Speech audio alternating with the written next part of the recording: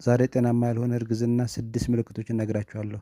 ይሄ ክፍል 2 ነው። ከዚህ በፊት በነበረው ክፍል 1 ከ1 እስከ 5 የነበሩ ጤናማ ያልሆነ እርግዝና ምልክቶችን ነግሬያችኋለሁ። ዛሬ ደግሞ ከ6 እስከ 11 ያለውን እነግራችኋለሁ ማለት ነው። በስድስተኛ ደረጃ የምናገኘው ሽንት ሽንሽና ደም የተቀላቀለ ከሆነ ወይም ደግሞ ህመም ካለው የሽንት ቱቦ ኢንፌክሽን ሊሆን ስለሚችል መታየት ያስፈልገዋል ማለት ነው። በሰባተኛ የምናገኘው ደግሞ ትኩሳት ነው። በእርግዝና ጊዜ ትኩሳት የኢንፌክሽን ምልክት ሊሆን ስለሚችል ቼክ መደረግ ያስፈልገዋል። በስምንተኛ ደረጃ የምናገኘው ደግሞ የህፃኑ ወይም የፅንሱ እንቅስቃሴ የሚቀንስ ከሆነ ኖርማል ከ18 ሳምንት ጀምሮ ፅንሱ መንቀሳቀስ ይጀምራል። ከዛ በኋላ በማንኛውም ሰዓት እንቅስቃሴው የሚቀንስ ከሆነ ልጅየው ጤናማ ላይሆን ስለሚችል ቼክ መደረግ ያስፈልገናል ማለት ነው። በዘጠነኛ ደረጃ የምናገኘው የማያቋርጥ ማስመለስ ነው። ኖርማሊ በእርግዝና ጊዜ የተወሰነ ማስመለስ ሊኖር ይችላል። በተለይ ጧት ገና እርግዝናው እንደተጀመረ አካባቢ ከ15 ሳምንት በፊት ባለው የተወሰነ ማስመለስ ሊኖር ይችላል።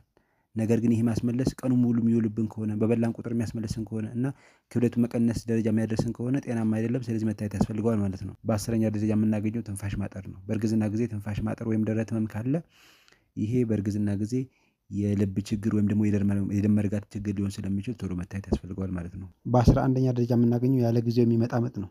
ኖርማሊ አንድ ፅንስ መወለድ ያለበት ከ37 እስከ 42 ባለው ሳምንት ነው። ከዚህ ዘግይቶም ደግሞ ቀድሞ የሚመጣ ከሆነ ኖርማል አንለውም ማለት ነው። ያለ ጊዜው የሚመጣ ምጥ ምልክቶቹ ምንድን ናቸው? የመጀመሪያው ወደ ታች የሚገፋን ከሆነ፣ ሁለተኛው ደግሞ እንሽርቷ የሚፈስ ከሆነ፣ ሌላኛው ደግሞ ከታችኛው ጀርባችን የሚያመን ከሆነ ያለ ጊዜው የሚመጣ ምጥ ምልክቶች ስለሚሆኑ ቶሎ ብለን ወደ ሐኪም ጋር መሄድ እና መታየት ያስፈልጋል ማለት ነው። ለዛሬው ያመጣሁላችሁ እነዚህ ናቸው። ቀጣይ በተመሳሳይ ጤና መረጃ ስለምንገናኝ እስከዛው ቻናሉን ሰብስክራይብ እያደረጋችሁ ጠብቁኝ። አመሰግናለሁ።